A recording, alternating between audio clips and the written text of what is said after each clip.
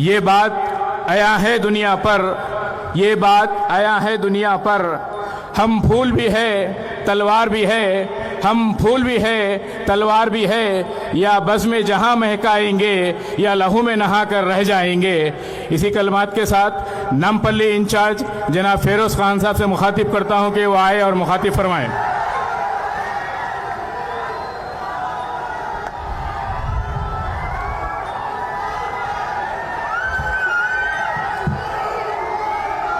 खबर करो।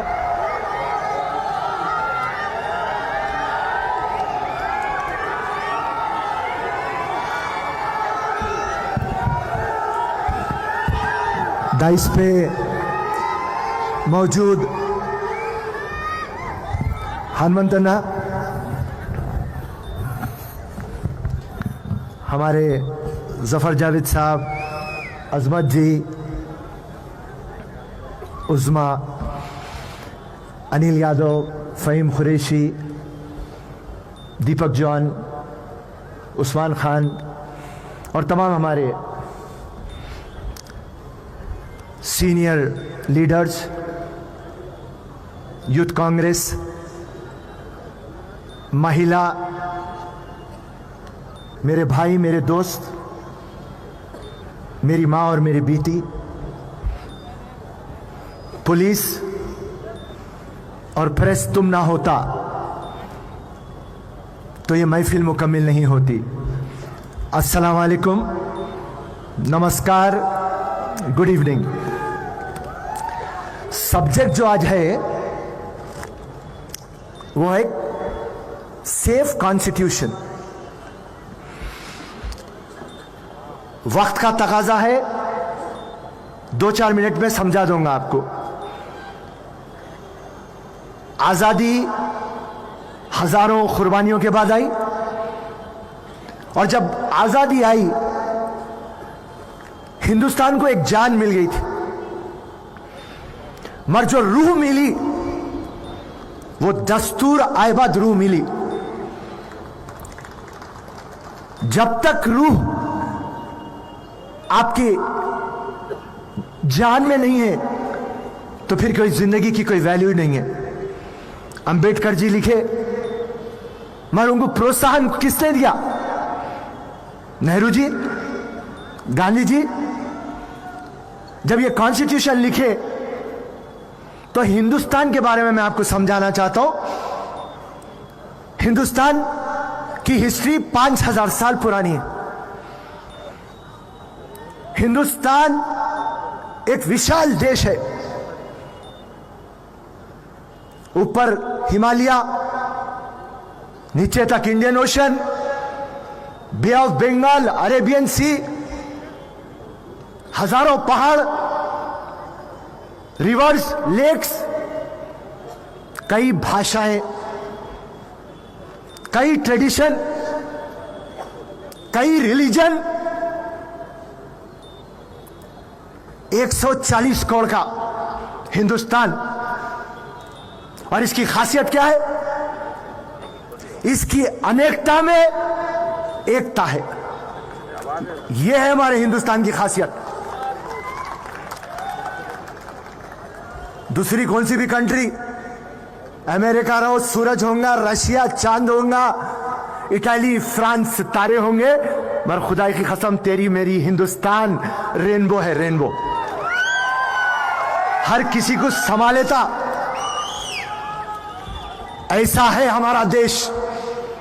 उसके लिए यहां जितने भी लोग बैठे हुए, हर किसी को गुरूर है, फख्र है हमारे देश पे और हमारे संविधान पे। संविधान की खासियत हमारी जो प्रियम्बल है, that we are sovereign, secular, social, democratic republic. इसका मतलब क्या है? इसका मतलब एक ही है कि आप और हम सब एक है। यह खूबसूरती है। और मैं आज पूरी महफिल से एक थोड़ी नाराजगी रखता। आप आपके धर्म की बात हर घर में आप सिखाते आपके बच्चों को, हिंदू रहो, मुसलमान रहो, सिख रहो, ईसाई रहो, कोई सी भी जात का रहो, आप कुरान, बाइबल, गीता, गुरु ग्रंथ, हर चीज आप आपके बच्चों को सिखाते। मैं आज आपसे पूछना चाहता हूं, कॉन्स्टिट्यूशन क्यों नहीं सिखाते आप? संविधान क्यों नहीं सिखाते आप?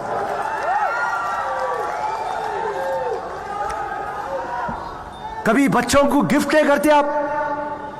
कभी समझाते नहीं आप? अरे मेरे दोस्त, मेरे भाई, अगर से आप कॉन्स्टिट्यूशन जान लेंगे, अगर से आप संविधान समझ जाएंगे, आप इतने पावरफुल हो जाएंगे। अरे यार, पूरी ये हिंदुस्तान चलती है संविधान पे। आपको उसकी नॉलेज है तो काफी है। हर टाइम आपको शिकायत रहती, गवर्नमेंट मेरा काम नहीं कर रहा, लीडर मेरा काम नहीं कर रहा, ये ऑफिसर मेरा काम नहीं कर रहा, कोर्ट मेरे को आर्डर नहीं दे रहा।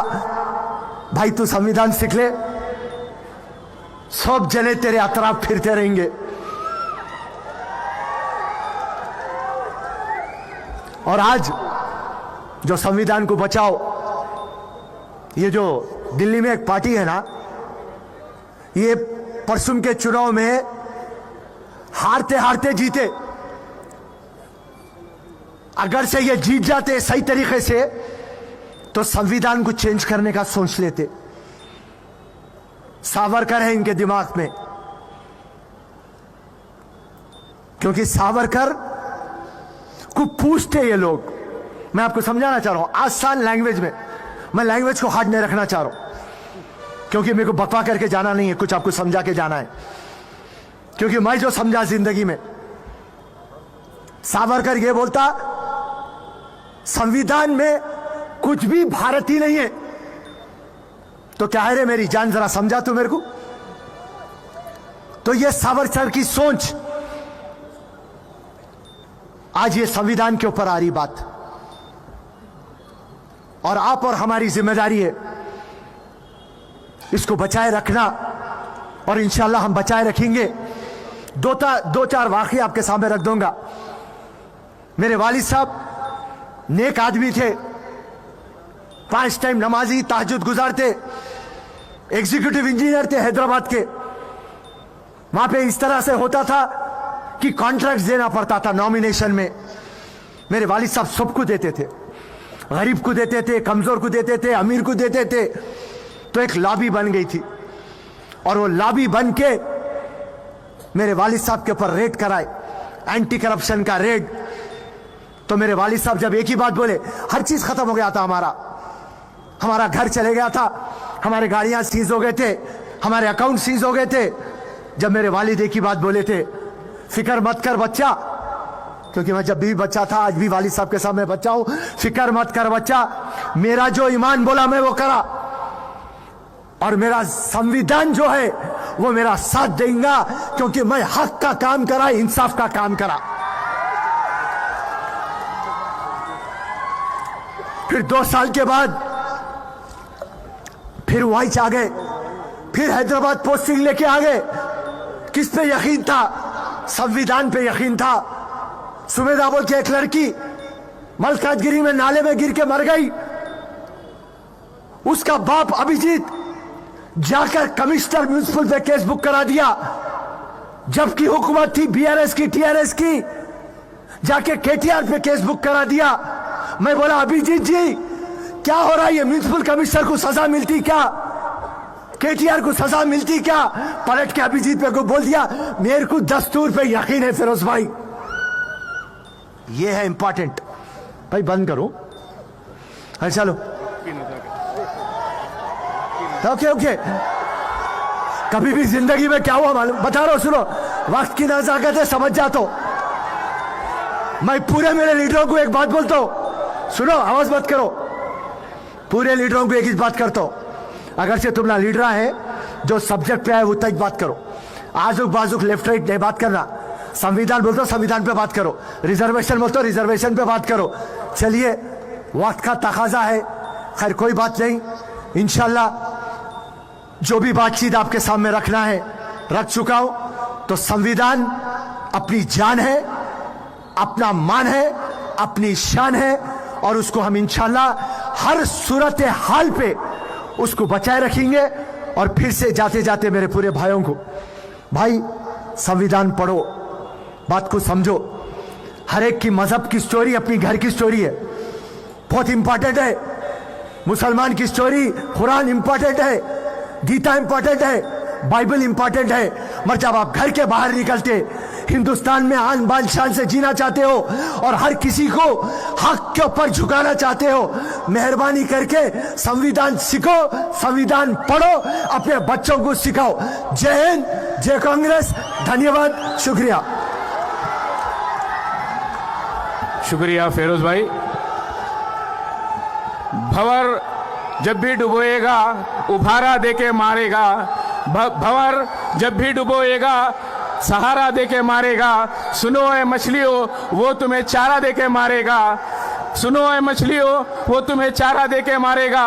और ये तुम्हारी गलत फहमी है कि अच्छे दिन भी आएंगे, बड़ा चालाक है दुश्मन तुम्हारा, सहारा देके मारेगा। आगे बोलो। इस बीच हमारे दरमियान